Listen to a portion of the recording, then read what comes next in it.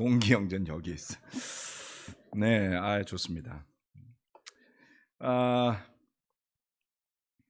오늘은 네, 자, 지난주는 우리 2부 크로스오버 예배와 같이 예배를 드려서 또 조금 느낌이 달랐죠. 우리 팀들이 이제 밴드를 구성했잖아요. 어떠셨어요? 야, 참 언제 그렇게 커서 벌써 악기를 다루고 우리 김민수 전도사님 꿈이 제자들의 밴드를 만드는 거였거든요. 그래서 드디어 우리 크로스오버 예배에서 그게 만들어졌습니다. 여러분 기대하십시오. 뭐 예술고등학교에서 보컬 전공하는 팀도 있고요. 그리고 이제 실용음악가로 진학하겠다고 지금 열심히 드럼 치고 기타 치는 준서도 있고요. 그리고 또 윤희 성경부 중인데 또 키보드 그 취미로 하는 거예요. 윤희는 뭐 전공 아니죠? 취미예요. 취미로 또 이렇게 하고 또 의철이는 우리 현금 형제 아들이죠. 의철이는 또 기타를 또 이렇게 잘 치고 등등등 재능꾼들이 참 많이 있습니다. 그래서 우리 다음 달 4월 말에 또 우리 연합예배라 할까요? 뭐 통합예배라 할까요? 또 기대를 하게 되는 것 같습니다. 오늘 설교 말씀 전에 두 가지 좀 좋은 소식을 여러분과 나눠드리고 시작하도록 하겠습니다. 첫 번째는 우리 장로 훈련을 받아왔던 두 부부가 덴버에서 열리는 웨스트 엘더스 컨퍼런스에 지금 참가하고 있다는 소식입니다. 3월 아마도 3월 중순쯤에 초순인가 중순쯤에 우리 브루스 목사님으로부터 이메일이 왔습니다. 덴버 교회 장로 중에 한 분께서 그동안 장로 컨퍼런스에 참가했던 한국 분들이 아직 등록을 안 하셨다고 와야 되지 않겠느냐라는 이메일을 받고 부랴부랴 준비를 해서 지난 수요일 날 출발을 했습니다. 출발을 했고 이제 내일 주일 예배까지 하면 공식 일정이 마무리되게 될 텐데요. 시차도 어려웠고 여러 가지 힘들 텐데 굉장히 일정이 빡빡합니다. 여기서 수요일 날 가서 거기에 수요일 날 밤늦게 도착해서 목요일부터 저녁부터 일정을 시작하거든요. 그리고 일요일 날 마치면 월요일 날 귀국하는 그런 일정입니다. 우리 잠실교회에서는 전명기 집사 부부, 박혜진 집사 부부 그리고 두 사람을 인솔을 해서 통역 겸 또 장로 훈련자로서 우리 박재 목사님도 같이 가셨어요. 그래서 이렇게 열심히 교제하고 저희가 덴버 거리인데요. 지금 가운데 계신 분 중에 한 분은 우리 알베르트 장로님이십니다. 여러분 잘 기억하시죠? 네, 건강히 부인인 글로리아 자매는 세상을 떠나셨고요. 몇 년 전에 지금은 혼자서 열심히 후진 양성에 애쓰고 계십니다. 그리고 이 사진은 필리핀에서 온 두 장로 부부와 그리고 필리핀계시죠. 필리핀이면서 미국에서 지금 롱비치 쪽에 장로하고 계시는 부부하고 그리고 우리 한국에서 가신 5부부가 같이 사진을 찍은 장면입니다. 수요일 날 주중 예배 때 아마 다녀와서 보고를 해주시지 않을까 싶습니다. 기대하시기 바랍니다. 이렇게 친한 사람들도 있습니다. 네. 아주 환대를 많이 받아서 격려를 많이 받으시더라고요. 호프 월드와이드 코리아가 공익법인 기부금 단체 승인을 드디어 받았습니다. 이걸 가지고 뭐 말들이 많았는데요. 여러분 그 정부 정책과 시책이 계속 바뀌면서 거기에 맞게 정관 변경도 해야 되고 해야 될 일이 많거든요. 서류 작업이. 그래서 좀 늦어진 면이 없지 않아 있습니다. 코로나 기간에 총회하는 방식에 대해서도 서울시청 담당 공무원도 가이드를 제시를 해주질 못했어요. 왜냐하면 줌으로 총회를 해도 되느냐 그러니까 그건 모르겠다는 거예요. 그러면은 단체 승인을 위해서는 정관을 변경하고 그 서류를 제출해야 되는데 그게 안 되면은 늦어지게 되잖아요. 그래서 이런저런 이유로 좀 늦어진 점이 있는데 이것을 가지고 어떤 분들은 마치 큰 문제가 있는 것처럼 비난을 하는 바람에 우리 송종우 형제가 마음고생이 매우 많았습니다. 작년부터 다 준비를 했던 일이고요. 3월 31일부로 이렇게 승인이 떨어졌습니다. 여러 단체들이 지금 계속해서 지정기부금 단체가 되도록 진행하고 있고요. 아마 다른 단체들도 비슷한 고충을 겪었을 겁니다. 그래서 이렇게 증거 자료로 또 어떤 분들을 그런 분들은 없겠지만 이렇게 사진까지 찍어서 송정우 형제가 보내주셨습니다. 우리 수고 많았다고 격려 박수 한 드릴까요? 아멘. 네. 그래서 호프 월드와이드 코리아 이름으로 여러분 기부하시는 금액들은 올해는 그 연말정산에 포함시킬 수 있는 길이 열렸다라는 겁니다. 오늘 설교 말씀의 제목은 율법에서 복음으로입니다. 제가 종소병제랑 짠 건 아니고요. 어떻게 하다 보니까 종소병제가 제 설교의 앞에 부분을 담당하신 격이 됐습니다. 부활절, 우리가 뭐 교회 캘린더는 처치 캘린더를 지키는 교회는 아니라고 제가 분명히 말씀드렸지만, 그래도 축하하고 기념할 건 기념하는 건 좋은 거잖아요. 크리스마스가 뭐 달래서 우리가 크리스마스를 축하합니까? 그날이 꼭 예수님의 생일이라서가 아니라 예수님의 오신 날을 기뻐하는 것 자체는 좋은 일인 것처럼 부활을 기념하는 일도 좋은 일이라고 저는 믿습니다. 부활하신 예수님에 대한 말씀을 지난주부터 생각하고 묵상하면서 복음을 들고 오신 예수님과 율법과의 연관성에 대한 것들을 조금 말씀을 오늘은 나누도록 하겠습니다.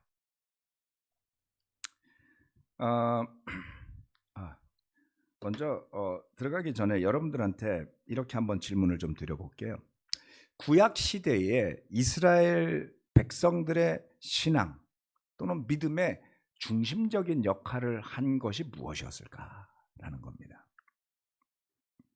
창세기로부터 시작해서 말라기까지 쭉 읽어 나가시다 보면 정말 많은 스토리들이 나오잖아요.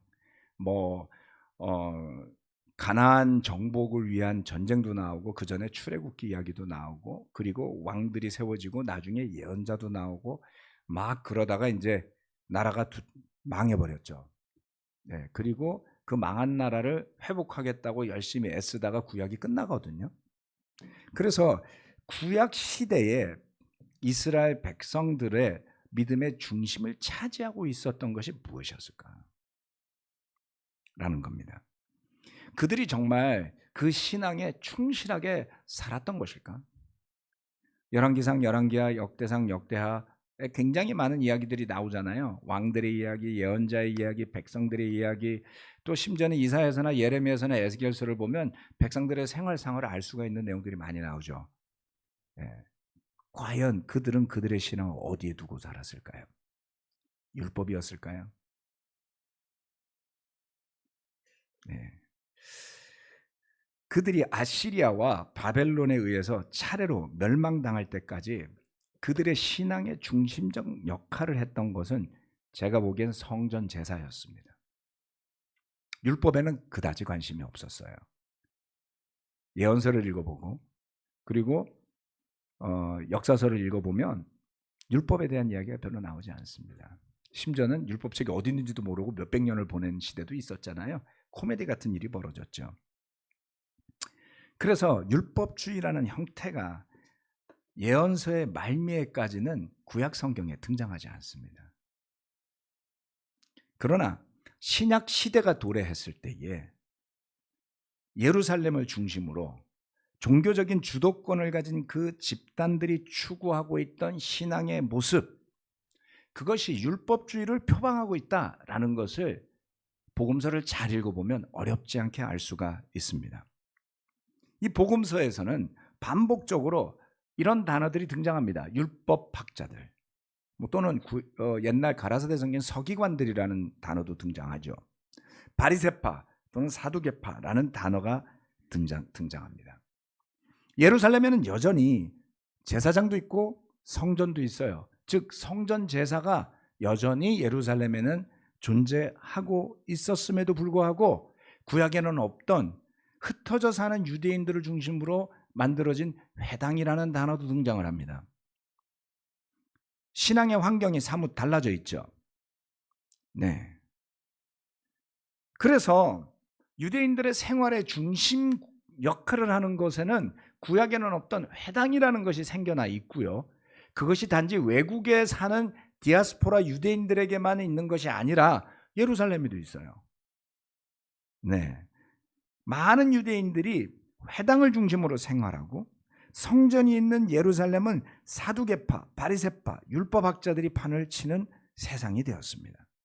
그런데 그런 가운데 이 예수라는 한 젊은 청년이 와서 복음을 이야기하기 시작했어요.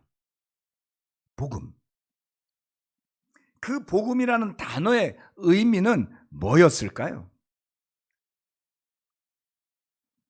예수님 당시에 유대인들의 남아있는 이스라엘 백성들의 신앙생활을 주도하던 그 지도자들의 모습이라고 할 수 있는 율법주의와 복음은 어떤 차이가 있는 것일까요?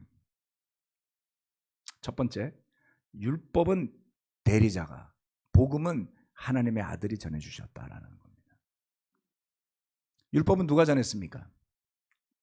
우리 다 알죠? 모세? 맞습니까? 네, 그런 거 정도 말씀하셔도 나쁘지 않습니다. 율법은 모세가 전해줬습니다.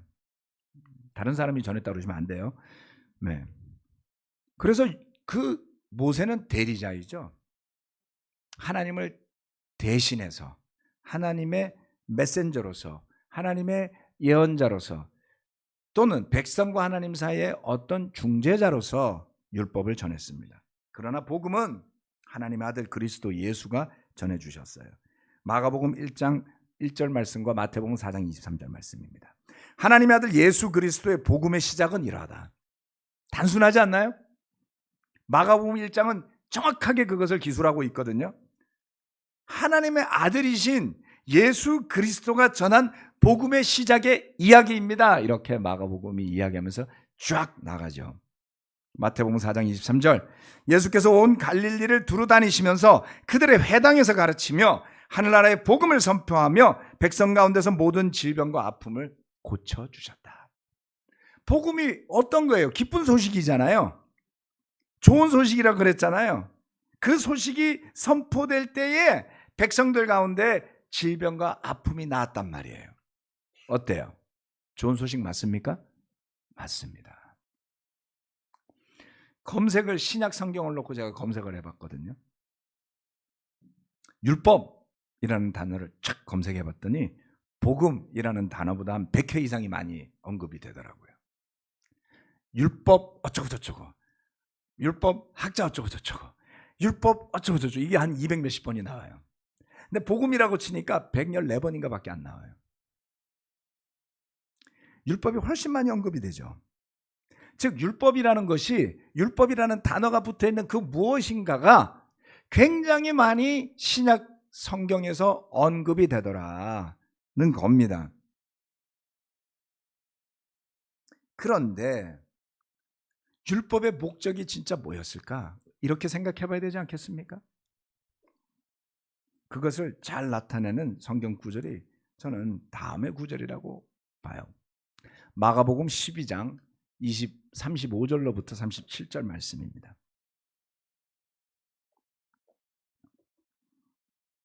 예수께서 성전에서 가르치실 때에 이렇게 말씀하셨다. 어찌하여 율법학자들은 그리스도가 다윗의 자손이라고 하느냐?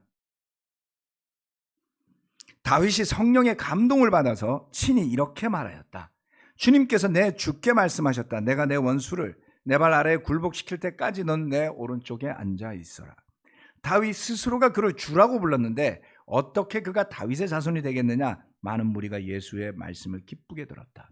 제가 예전에 이 말씀을 시편 말씀에서 설교한 적이 있었습니다. 기억하시나요 혹시? 네.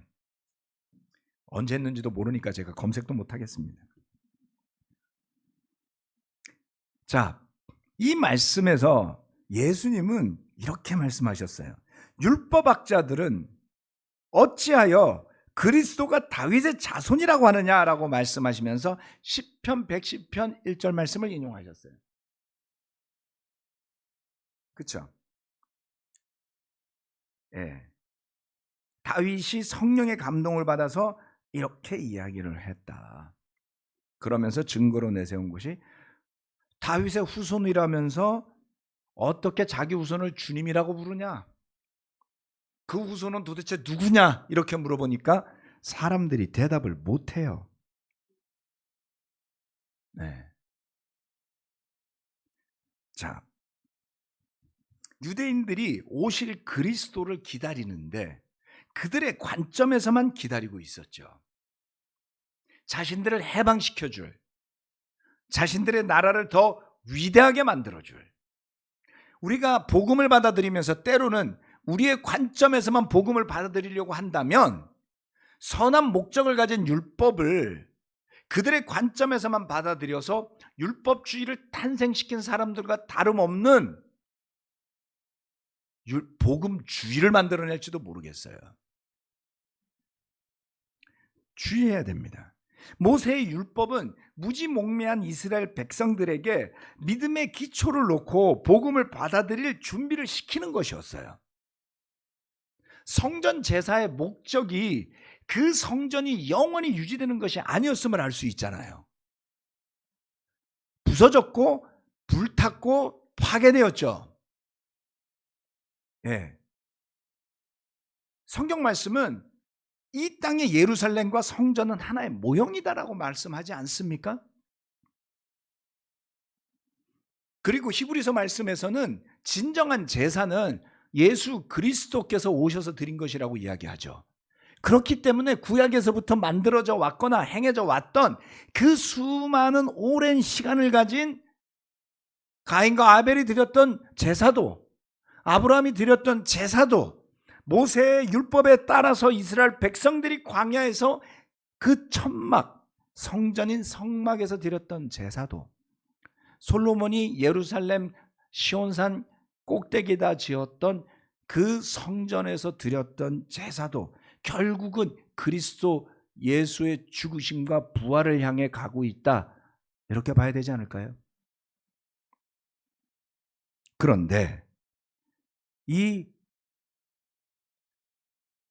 이스라엘에 남았던 백성들, 바벨론에서 돌아와서 다시금 신앙을 재건하고자 했던 사람들은 그들의 선한 뜻과는 달리 시간이 흐르면서 그 율법만을 떠받들게 되어버리고 맙니다.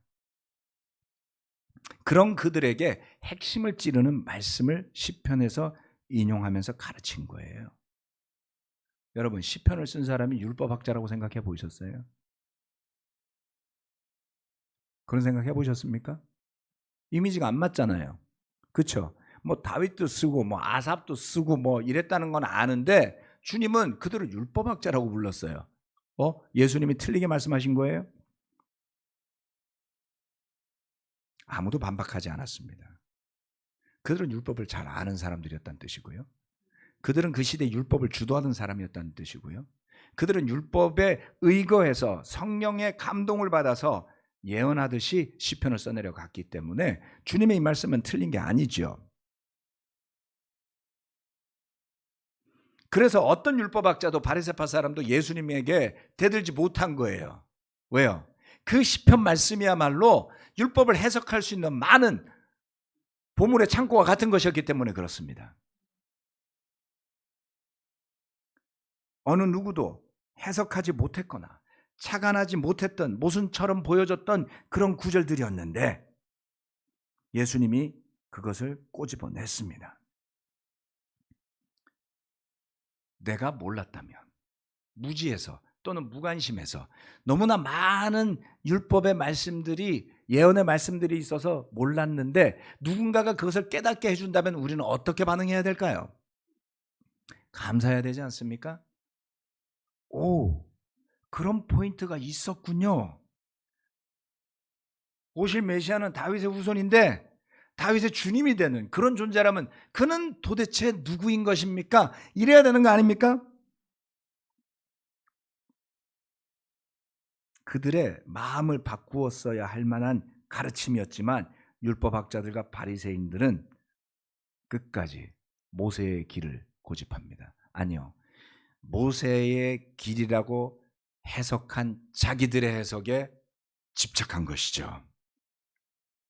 결국 모세도 그가 전한 율법도 오실 그리스도 예수를 지향하고 있었지만, 그리고 그의 율법을 해석했던 그 율법의 선구자들도, 예언자들도 그리스도 예수를 지향하고 있었지만 그 율법을 아전인수격으로 해석했던 사람들에게 이미 오신 메시아 그리스도 예수가 눈에 들어오지 않습니다.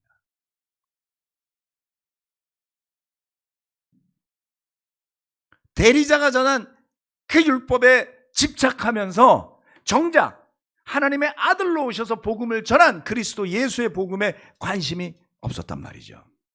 그들은 이렇게 이야기합니다. 요한복음 19장 7절 말씀. 유대 사람이 그에게 대답하였다. 우리에게는 율법이 있는데 그 율법을 따르면 그는 마땅히 죽어야 합니다. 그가 자기를 가리켜서 하나님의 아들이라고 하였기 때문입니다. 그들은 율법을 들어서 오신 메시아가 죽어야 한다는 것을 거꾸로 해석하고 있죠. 누가 맞았던 걸까요?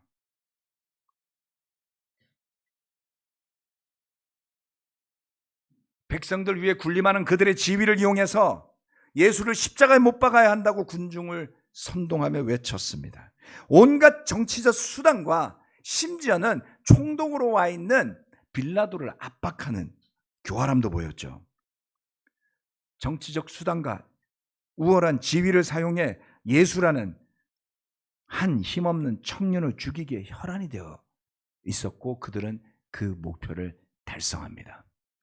그렇게 사탄의 도구가 되었고 그렇게 메시아로 오신 그리스도가 우리의 죄를 대신해 죽어야만 하고 피를 흘려야만 하는, 그래야만 만들어지는 구원의 길이 더 큰 하나님의 계획이 이루어지게 되지만 그들은 사탄의 도구가 되고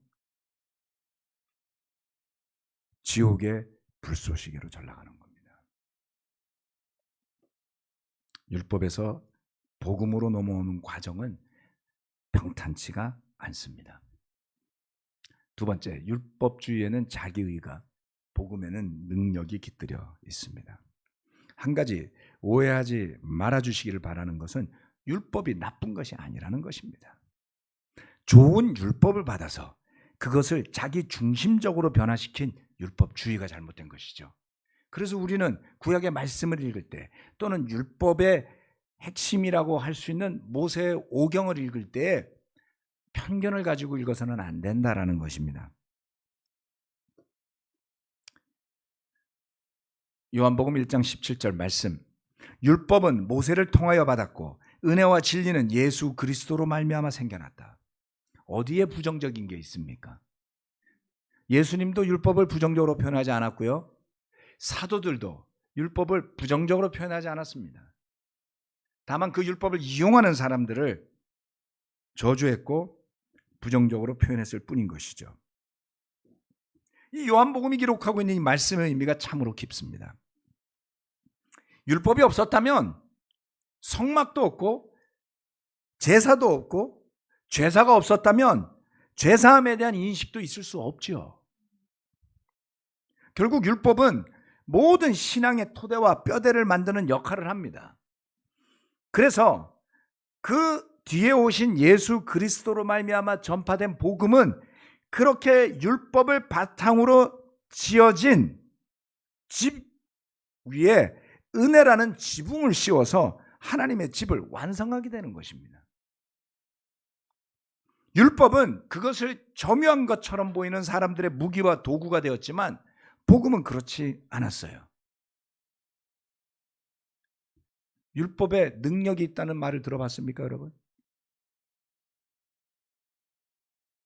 율법은 죄를 깨닫게 한다 그랬어요. 그렇지 않아요? 네. 그런데 복음에는 능력이라는 수식어가 달라붙습니다. 은혜와 진리라는 수식어가 따라붙습니다. 데살로니가전서 1장 4절로 7절 말씀입니다. 하나님의 사랑을 받은 형제자매 여러분, 우리는 하나님께서 여러분을 택하여 주셨음을 알고 있습니다. 우리는 여러분에게 복음을 말로만 전한 것이 아니라 능력과 성령과 큰 확신으로 전하였습니다. 우리가 여러분 가운데서 여러분을 위하여 어떻게 처신하였는지를 여러분은 알고 있습니다. 여러분은 많은 환난을 당하면서도 성령께서 주시는 기쁨으로 말씀을 받아들여서 우리와 주님을 본받는 사람이 되었습니다. 그리하여 여러분은 마케도니아와 아가야에 있는 모든 신도에게 모범이 되었습니다.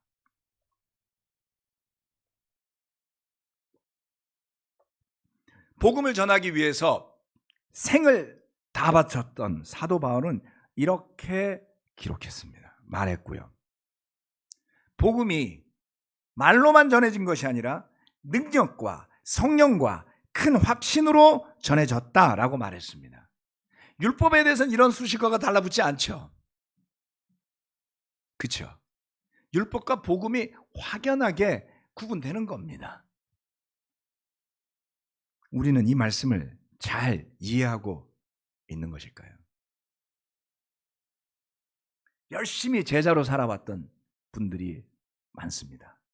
정말 열심히 모여서 날마다 전도했던 분들도 아마 있을 겁니다. 수고하셨고 잘했습니다. 요즘은 그런 거 하지 마세요. 시대가 바뀌었어요. 그죠? 옛날에 광장에 나가서 전도했다면 지금은 SNS로 해야 되니까요. 광장에 나가시면 이상한 사람 취급받을 겁니다. 하시고 싶으면 괜찮습니다. 하세요. 복음에는 어떤 능력이 있을까요? 여러분 열심히 살았는데 누가 시켜서만 그렇게 했던 건 아니겠죠. 그랬던 분들은 이 자리에 없을 겁니다. 물론 조금 눈치가 보이기도 했을 거고요. 조금 불편하기도 했겠지만 그래도 하고 싶어서 하신 분들이 대부분일 거예요. 복음에 도대체 어떤 능력이 있었길래 우리는 길거리에서 복음을 전하는 것도 마다했을까요? 우리는 왜 죄를 회개하고 예수 그리스도를 우리 삶의 주인으로 받아들이기로 믿음의 고백을 했고 침례를 받았을까요?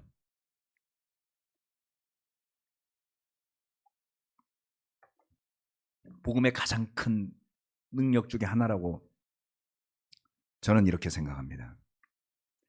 스스로를 돌아보기 싫어하는 완벽한 나르시즘에 빠져서 살아가던 우리를 변화시킨 것이다 는 겁니다. 여러분, 나르시즘이 나르시시스트라고 말하는 사람들에게만 있는 걸까요? 네. 우리는 심각한 자기에 빠진 이기적인 존재들 아니었습니까? 그래서 한 인간이 이기적이라는 것은 비난할 수 없는 거예요. 왜냐하면 우리가 다 그렇기 때문입니다. 다만 그 이기적 특성, 속성 때문에 남에게 피해를 입히면 그때 문제가 되는 것이죠. 아니면 탐욕을 부리면 문제가 되는 것이겠죠. 우리는 그런 나르시즘주의자들인데요. 이 복음은 결코 보고 싶지 않았던 우리 자신의 숨겨진 삶을 복음 앞에 내어놓게 만듭니다. 그리고 예수 그리스도의 죽으심에 동참하는 침례와 더불어서 그 물속에 묻어버리게 하지요. 그리고 성령을 선물로 받고 시작하는 그 삶, 진정한 그리스도인의 삶을 시작하게 됩니다.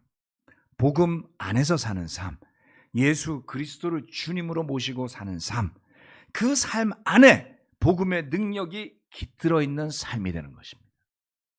그 맛을 봤기 때문에 뭔가 마음에 안 들어도 여러분 참았던 거예요. 뭔가 아닌 것 같은데 인내했던 겁니다. 다행히 완전히 이상하게 되기 전에 하나님이 돌이켜 주신 거죠. 그냥 놔두면 율법주의 뺨치는 잘못된 복음주의가 우리 삶을 뒤덮을 수 있습니다. 저는 복음주의 좋아해요. 네. 복음주의적인 교회가 되었으면 좋겠어요. 그런데 율법주의 같은 복음주의가 되면 안 된다는 뜻입니다. 복음을 이용하는 사람들이요. 우리는 그럴 능력들이 있지 않습니까? 교회를 이용하는 사람들이요. 관계를 이용하는 사람들이요.